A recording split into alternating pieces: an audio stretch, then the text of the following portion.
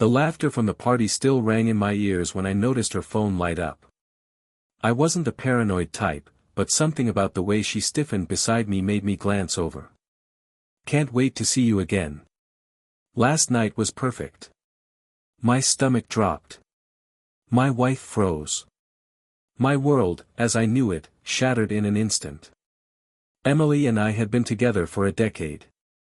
A love story, or so I thought. I had built my life around her, sacrificing late nights, chasing promotions, ensuring she had the world at her feet. We had dreams, plans, promises carved into years of trust. Her brother's birthday was supposed to be a night of celebration, a reminder of our shared life. Instead, it became the night the illusion cracked. The woman I adored, the one I believed was my partner in everything, had been lying to me. And as I sat there forcing a smile, I knew I wasn't going to confront her. Not yet. I excused myself and stepped outside, her phone clenched in my trembling hand. The messages scrolled endlessly. "Miss you already. Can't stop thinking about you." My pulse roared in my ears. This wasn't a mistake. This wasn't a one-time slip. This was an affair, premeditated, ongoing. A quick search of their conversation confirmed it. Meetings at hotels, excuses spun so effortlessly, so convincingly. My hand shook as I read the words she had written to him. The same sweet nothings she used on me. I forced myself to breathe, to think. A confrontation here at her brother's party would be too easy, too simple. She didn't deserve simple. I lifted my gaze, watching her through the window, laughing, pretending, lying. A cold, unfamiliar calm settled over me. No, I wouldn't yell. I wouldn't beg for an explanation. I would make her regret every word, every touch, every lie. That night, I held her as she slept, her body curled against mine as if nothing had changed. But it had. I was no longer her loving husband. I was a man with a purpose. Over the next few weeks, I played my part flawlessly. The doting husband, the trusting fool. Meanwhile, I collected everything. Her schedules, her excuses, her lies. Every girl's night out became an opportunity for me to track her movements.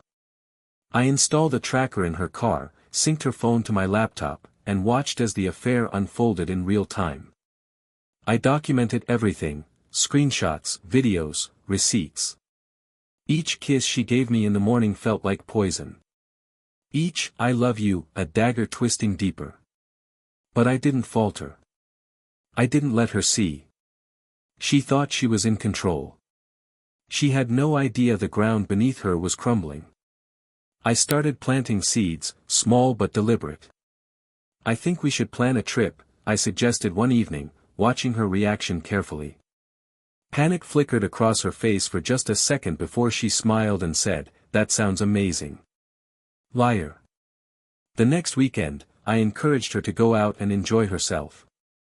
She thought she was getting away with it. She didn't realize I was watching her drive straight to him, parking outside a dimly lit hotel. I recorded everything. Then I set the stage. I transferred half our joint savings into a private account. I gathered legal counsel, made arrangements, set up timed emails. She wouldn't see it coming. She thought she was dancing on a tightrope, balancing between two lives. She had no idea I had already cut the wire. The morning after one of her secret rendezvous, I left her a gift. A neatly wrapped package sat on the kitchen counter, tied with a silk ribbon.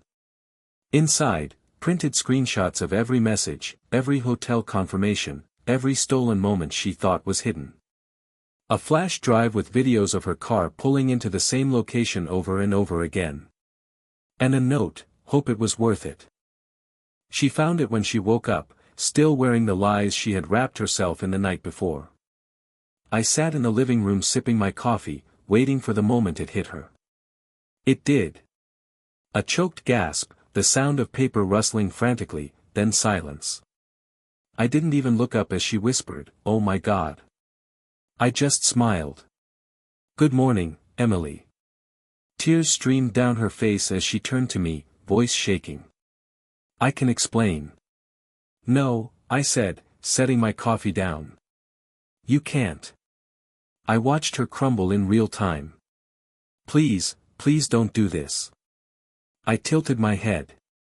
Do what? Expose the truth. I reached for my phone and pressed send.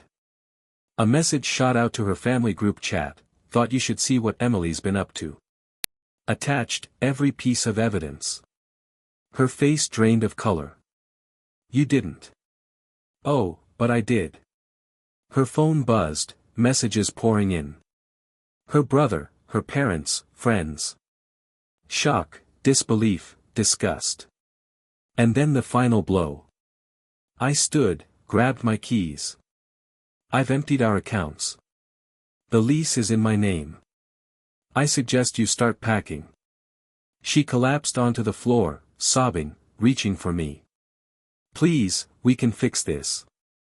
I leaned down, voice ice cold. You broke it. Now you live with it. Then I walked away, leaving her to drown in the wreckage she created. I didn't look back.